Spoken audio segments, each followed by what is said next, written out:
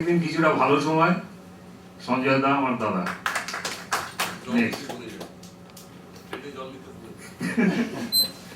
লিখতে পারছি কার জন্য। নেক্সট, আমার লেখার প্রথম পাঠক গিনিপিগ। নেক্সট, আমার সমস্ত স্বাধীনতার অন্তরালে নিরলস। নেক্সট, আমার একান্ত অভ্যাস। নেক্সট, আমার স্ত্রী। নেক্সট, আমার প্রেরণা কে কে? স্বপ্নাবু রায়চৌধুরী। স্বপ্নাবু খুব অসুস্থ, কালকে ওকে গিয়ে বইটা দেখে এসেছি। সায়ন্তনী পুততুল্য, সুবীর বোস, বিমোচন দা, ঘনাদা স্টেজে আছেন, রামকৃষ্ণ ভাই, মৃণাল বসু চৌধুরী একজন কবি, ওর লেখা আমার খুব ভালো লাগে। অতনু, সৌরাংশু, শ্রদ্ধা, এরা হচ্ছে আমার সব নেট বন্ধু দীর্ঘদিনের, ভালো লেখে। ফেসবুক গ্রুপ রয়েছে, খেপচুরিয়াস, এদের সব আসার কথা ছিল, আমি জানি না এসছি কিনা কেউ। এক ঝাঁক সাহিত্য শিবী, জুবিন, অত্রি, প্রলয়, মিলন, শশী, সবার নাম বলার জায়গা নেই। নেক্সট, পেছনে আমার আরেকজন ভাই বসে আছেন, রাজা, অনেক কষ্ট করে অনেক দূর থেকে এসছে। অনেক নাম বাদ পড়ে যাচ্ছে, তবু বলছি আমার আরো উৎসাহদাতার মধ্যে রয়েছেন পূর্ণশ্লোক দাশগুপ্ত, অর্জুন চক্রবর্তী, যিনি ঘটনাচক্রে চিত্রতারকাও বটে। ফেসবুকের 800 বন্ধু রয়েছেন।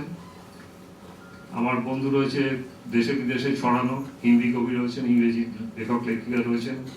কিশোর, অশোক লব, কচি রেজা, তিতির, Tahmina, Sharmistha, Madhumita, Jolanta, Manik, Donella, Rokon, Rosalyn, Susan, Brenda, Salauddin, Mustafa, Mahua, Safinur, Waiz, Jalan, প্রত্যেকে। অনেক নাম বাদ পড়ে যাচ্ছে তো। নেক্সট, এটা যে প্রথমে প্রচ্ছদে এরকম করেছিলাম যেটা আগে বলছিলাম, তারপরে নেক্সট এরকম দাঁড়ালো। তারপর কবিতার নমুনা, এই সমস্ত কবিতাগুলো রয়েছে। এটা কি গোটাটা পড়বো না সময় বেশি লাগবে? একটা পড়ি। হাজার প্রজাপতি।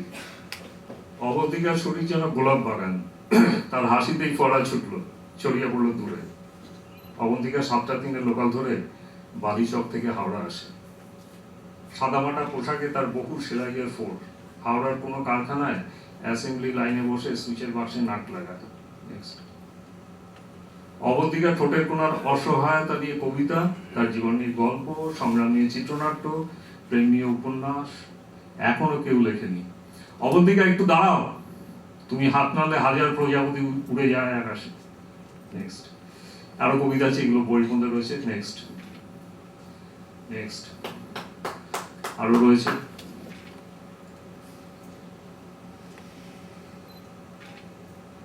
এই লেখাটা বইতে নেই, এই আগেটা যাও, এটা বইতে নেই, সম্প্রতি লিখেছি, এটাও একটু পড়ি। এই বাড়ি, কাছে যাই না, এই বাড়ি মনে হয় গ্রাস করবে। আবছা সন্ধ্যেবেলায় নির্জন বনপথে এই বাড়ির খোলা দরজা যেন হামুখ, চোখের কোটরের মতো দুটো ঘুলগুলি, জানালার পাল্লা ঝোলে খরগোশের কানের মতো। সদরে ঢোকার পথটা অমোঘ আহ্বান, খোলা জিভের মতো পড়ে আছে। নেক্সট, নেক্সট, এইসব নাটকীয়তা তোমাকে পীড়া দেয়, কি করবো? একান্ত অনুভূতি গুলোই তো তোমাকে বলি বারবার। পাখির মতো উড়ে বেড়াচ্ছ, এ ডাল সে ডাল, সাবধান। এ বাড়ির মায়া কাটিয়ে উড়ে যাও বহু দূরে, অনেক কষ্টে আমিও কাটিয়ে নিয়েছি 1000 মায়া। নেক্সট, এটা আমার কিছু লেখা ছাপা হয়েছে, যারা দেখেছেন। বিকেল বলে একটা লেখা এবার পুজো সংখ্যা আনন্দবাজারে বেরিয়েছে। নেক্সট, অনুষ্ঠুপ কাগজে বেরিয়েছে। তার চশমা ও রেশমি রুমাল, এই একটা পড়ি। অবশেষে খুঁজে পাওয়া গেল তাকে, পাওয়া গেল তার চশমা ও রেশমি রুমাল বিস্ফোরণের পরে। দেখাও গেল তাকে, ঠিক তাকে নয়, ধ্বংসাবশেষ মুখখানি তার, ধরা কিছু হাসি, অজস্র বিষাদ। এছাড়া মোটামুটি সব ঠিকই আছে। হাত পা গুলো ছড়ানো ছিটানো, কুড়িয়ে বাড়িয়ে জোড়াতালি দিলে মিলে যায় দেহ, যেমন ছিল অনেকটাই ঠিক বিস্ফোরণের আগে। কিন্তু অবাক, ছেড়েনি, ফাটেনি, টস খায়নি, এতটুকু তার বহু দূরে ছিটকে পড়া সেই রিমলেস আর মায়াবী বিকেল, মনে পড়ানো রঙিন ফুল তোলা রেশমি রুমাল। নেক্সট,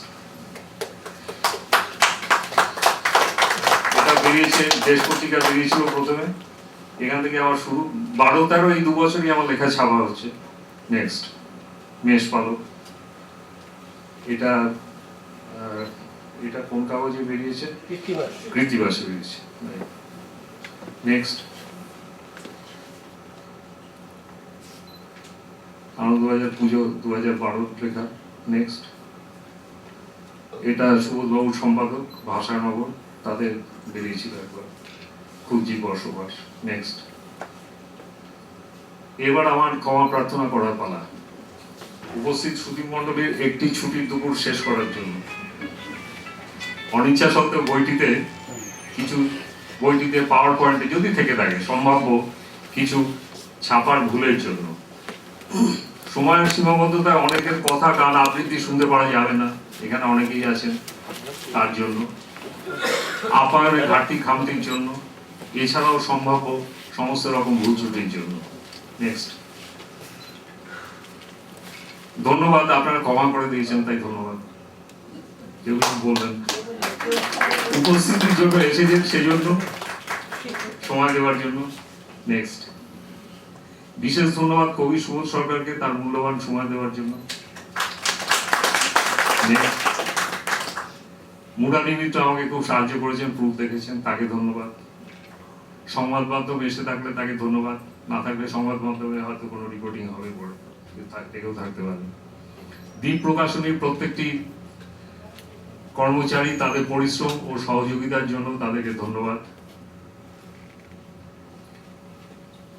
নেক্সট, বলতে বলতেই সংবাদ মাধ্যম এসে গেছেন, ওয়েলকাম। এখানে দ্বীপ প্রকাশনীর ঠিকানা ইত্যাদি গুলো দিয়েছি, আমার ঠিকানা, ইমেল আইডি দিয়েছি। এটা যদি কেউ লিখতে চান ঠিক আছে, দ্বীপ প্রকাশন তো যথেষ্ট নাম করা, খুঁজে বার করতে অসুবিধা হবে না। নেক্সট, শেষ, আর কিছু বলার নেই আমার আপাতত।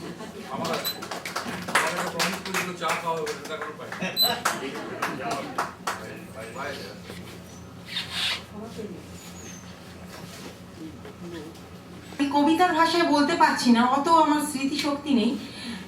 কথাটা এমন যে এই গোটা পৃথিবীটা যদি একটা গ্রাম হয়, তাহলে সেটা কেন এক আকাশের নিচে হতে পারে না? এই কথাটা কেন জানি না আমার মনের মধ্যে ভীষণভাবে নাড়া দিয়েছে। আর আমরা আজ থেকে চেষ্টা করব সেটাই করতে, যাতে আমরা এক আকাশের নিচে এই পৃথিবীটাকে একটি গ্রাম মনে করে চলবো। তার মধ্যে মানুষের জীবনটা অনেক সচ্ছল হবে, অনেক সুন্দর হবে। এবার আমি কবি এবং সাহিত্যিক সুবোধ সরকারকে অনুরোধ করব কিছু বলার জন্য।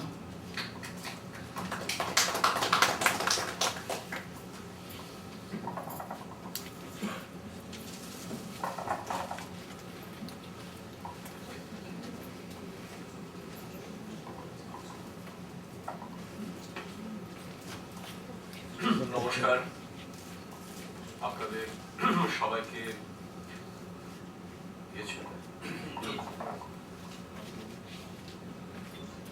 আপনাদের সবাইকে অভিনন্দন এবং শুভেচ্ছা। এবং অভিনন্দন এবং শুভেচ্ছাটা বেশি করে দেওয়ার কারণ একটা রয়েছে, সেটা ইন্দ্রনীল বাবু শুরুতেই বলে দিয়েছেন যে এরকম একটা অসময়ে যখন বাঙালির স্বভাব হচ্ছে রবিবার দুপুরবেলায় বাড়িতে বসে মাংস ভাত খাওয়ার, তখন এরকম একটা জায়গায় ছুটে এসে কবিতার জন্য ছুটে আসা এ প্রায় অবিশ্বাস্য। আমি 35 বছর বাংলা কবিতার সঙ্গে যুক্ত, খুব একটা দেখিনি, হল ভরে যেতে দেখিনি। আর এইরকম একটা আপৎকালীন সময় রবিবারের দুপুরবেলা, এবং বিশেষ করে আমি তো এলাম ঠিক একটার সময়, আপনারাও তার আগে এসছেন। যখন প্রথম ইন্দ্রনীল বাবু আমাকে ফোনে বললেন, আমি বললাম কটায়? যে ওই 12:30 1টায়। একটায় প্রথমে ভাবলাম যে এরকম একটা সময় কি করে হলো। আমি বুঝতে পারছি যে জীবনানন্দ সব আবার পাওয়া যায় না, নিশ্চয় সেটা পাওয়া গেলে এখানে শঙ্করদা রয়েছেন দ্বীপ প্রকাশনী, পাওয়া যায়নি বুঝতে পারছি। পাওয়া গেলে সন্ধ্যেবেলায় সাধারণত একটা রীতি আছে, কবিতার অনুষ্ঠান এই অঞ্চলে, বিশেষ করে বাংলা একাডেমি অঞ্চলে আমরা দেখছি কবিতার অনুষ্ঠানগুলো সন্ধ্যেবেলাতেই হয়। কারণ এই অনুষ্ঠান দুপুর বেলায় সাধারণত খুব কম হয়, কিন্তু এটাও একটা অভিজ্ঞতা আমার আজকে হলো যে ইন্দ্রনীল বাবু এতটাই বন্ধু বান্ধবদের মধ্যে জনপ্রিয় যে দুপুর একটাই সবাই খেয়ে এই জীবনানন্দ সভাঘরে জড়ো করতে পেরেছেন। এটা কিন্তু একটা বিরাট ক্ষমতার পরিচয়। আমি জানি না, প্রথম থেকে শুনে আসছি ইন্দ্রনীল বাবুর নামে একটা শব্দ, সে শব্দটা এখন আর খুব ভালো শব্দ নয়, বিশেষ করে মিডিয়ার কল্যাণে। প্রশাসক, এই প্রশাসকের প্রশাসন কিনা আমি তা বুঝতে পারছি না। সেটাও একটা ইঙ্গিতময় ব্যঞ্জনাময় একটা বিষয়, কিন্তু হাসি থেকে বুঝতেই পারছি বন্ধুত্বের হাসি, ভালোবাসার হাসি। একটা টান না থাকলে, বন্ধুত্ব না থাকলে এবং ইন্দ্রনীল বাবু জনপ্রিয় না হলে এই ঘটনাটা ঘটতো না। এটা সত্যি খুবই ভালো ব্যাপার। যেটা এইবার যেটা বলার সেটা হচ্ছে এই বিকেলে হ্রদের ধারে এই বইটি ছাপা হয়ে বেরিয়ে এসেছে এবং আমাদের হাতে হাতে করছে, আপনাদের হাতে খুব শীঘ্রই চলে যাবে। বইটি দেখে প্রথমে অসম্ভব আনন্দ হলো, তারপরে একটু দুঃখ হলো। দুঃখটাই বলি, আনন্দটা কেন হলো আপনারা সকলে বুঝতে পারছেন। দুঃখটা হলো এই যে বইটির ম্যানুস্ক্রিপ্ট আমার কাছে মাস দুয়েক আগে পৌঁছায় এবং ইন্দ্রনীল বাবু যেরকম বিনয়ী এবং ভদ্র এবং অত্যন্ত মার্জিত, সেইভাবেই উনি আমাকে আরো বিনয়ী ভাবে, আরো মার্জিত ভাবে, আরো সম্ভ্রান্ত পদ্ধতিতে আমাকে বললেন যে একটা ছোট ভূমিকা লিখে দিতে হবে আপনাকে। সেটা আমি ভুলে যাই, অনেকগুলো কাজ ছিল মাঝখানে। অথচ আমি কিন্তু ম্যানুস্ক্রিপ্টটা পাওয়ার পরে, তার কিছু কবিতা আগে পড়েছি, ম্যানুস্ক্রিপ্ট পাওয়ার পরে বইটা পড়েছি। বইটা মানে ম্যানুস্ক্রিপ্ট অবস্থায়, পাণ্ডুলিপি অবস্থায় পড়েছি, সেটা ভালো লেগেছে। আমি ফোন করে জানিয়েছি যে ম্যানুস্ক্রিপ্টটা খুব ভালো, এবং জানতে পারলাম দ্বীপ প্রকাশনী থেকে বেরোবে। আর দ্বীপ প্রকাশনীর তো কোনো অসুবিধা নেই, বলেও দিলাম যে ওটা কোনো ব্যাপার নয়, দ্বীপ আছে। দ্বীপকে প্রায় বড় হতে দেখলাম আর কি। তো আমার যেখানে কলেজ, আমি যেখানে পড়াই, সেটার থেকে দ্বীপের অফিস মানে প্রায় হাঁটা পথ। মাঝে মাঝে আমি বই চেয়ে নিই, এই বইটা দাও, এই বইটা দাও, লোক এসে দিয়েও যায়, এবং আমি ধরেই রেখেছিলাম যে আমার কিছু হবে। তারপরে যখন খবর পেলাম যে বইটা বেরিয়ে যাচ্ছে, তখন আমি জিজ্ঞেস করলাম ইন্দ্রনীল বাবুকে, আচ্ছা আমি কি আপনাকে ভূমিকাটা লিখে দিয়েছিলাম? তো বলে না, মানে সেরকম নয়, সেটা হয়ে গেছে, বইটা বেরিয়ে ছাপা হয়ে গেছে, ওটা নিয়ে আপনি কিছু ভাববেন না। আমি বললাম না, মানে ওটা যদি ছাপা না হয়ে থাকে তাহলে আমি এখনো ভূমিকাটা লিখে দেবো?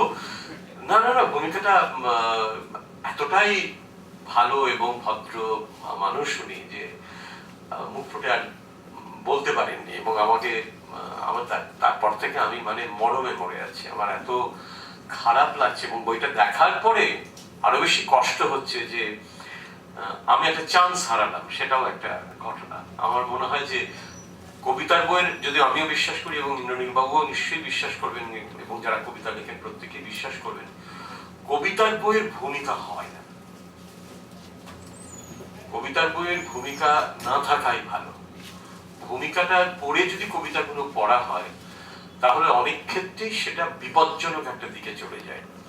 যে ভূমিকা যিনি লিখছেন তার মতামতটা সেখানে প্রতিষ্ঠিত হয়ে যায়, এবং সেই মতামতটাই যে অ্যাবসলিউট মতামত তাও নয়। তাছাড়াও একটা দ্বিতীয় মতামত থাকতে পারে, তৃতীয় মতামত থাকতে পারে, কিন্তু সেটা বইতে লেখা নেই। এই মতামতের যে একটা হেজিমনি তৈরি হয় ভূমিকার ফলে, সেটা আমার মনে হয় একটা কবিতার বই সেটা থেকে মুক্ত হওয়া উচিত।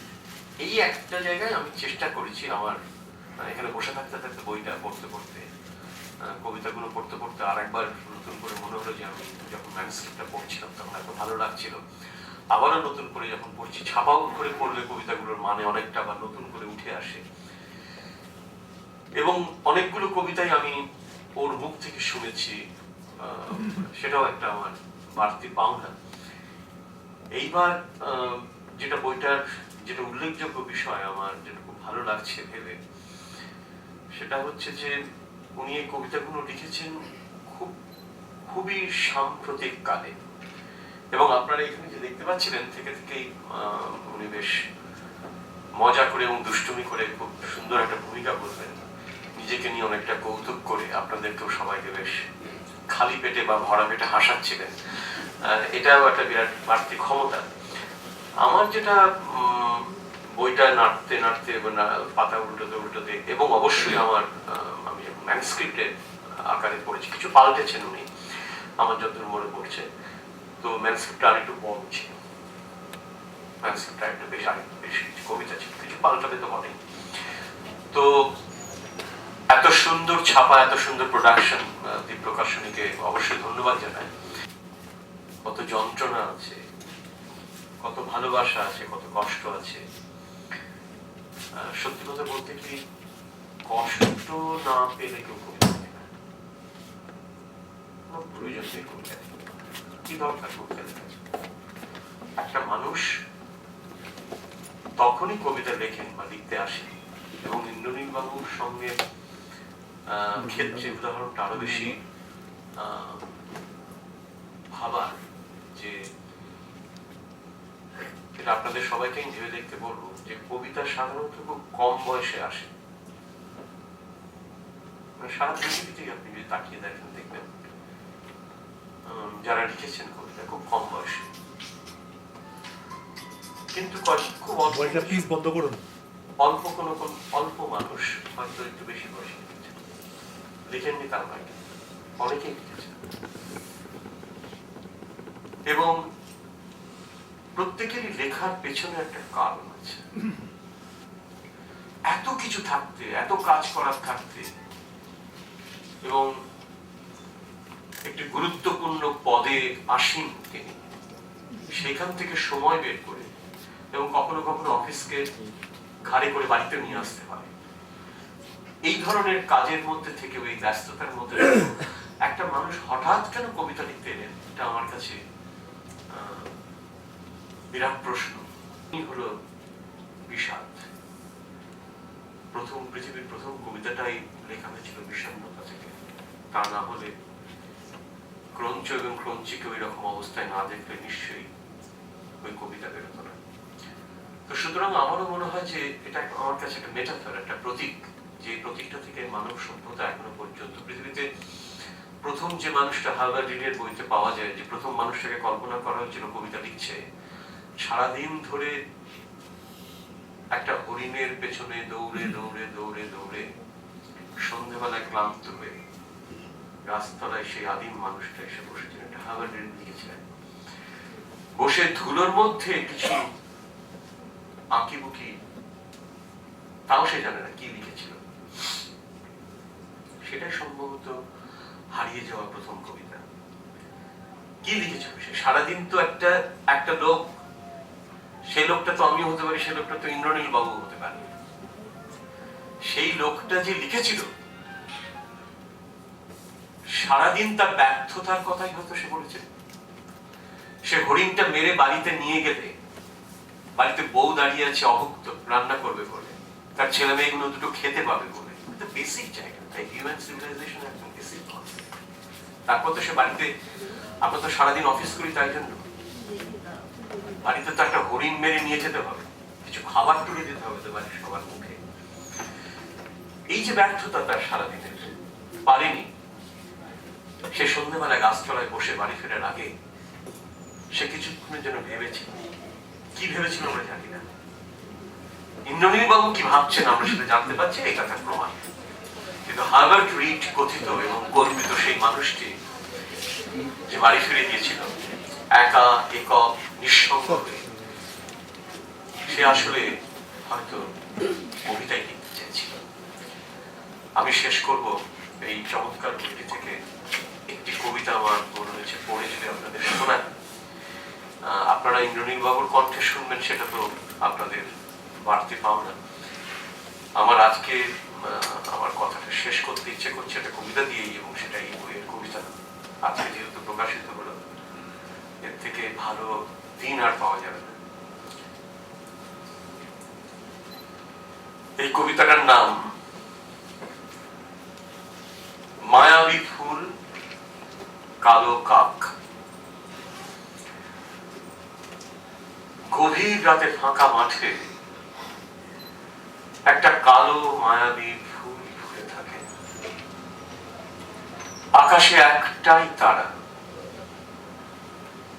একাকী মানুষ ক্লান্ত, ভাবে শুধু মৃত্যুর কতটা বাকি, যুদ্ধ চলে জেতার আশা ছাড়া গহ্বরের তল থাকে না।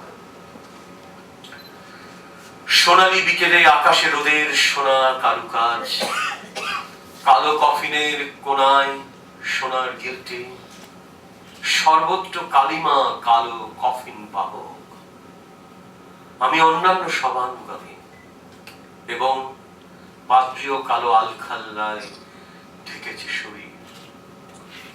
এক রাশ কালো কাক উড়ে যায় দূরে, ঝোড়ো হাওয়ায় ওড়ে কাগজ পোড়া ছায়, ঘূর্ণিপাক মাথার উপরে। প্রায় ঘুম ভাঙে নিশাচর পাখিদের ডাকে। মাথায় বহন করি কালো কফিন, ওপরে পাক খায় কাক অন্তিম যাত্রায়। রবিবারের মধ্যাহ্ন, এবং আমি সত্যি ব্যক্তিগতভাবে খুব অল্পদিন চিনি ইন্দ্রনীল বাবুকে। ইতিমধ্যেই মানুষটার যে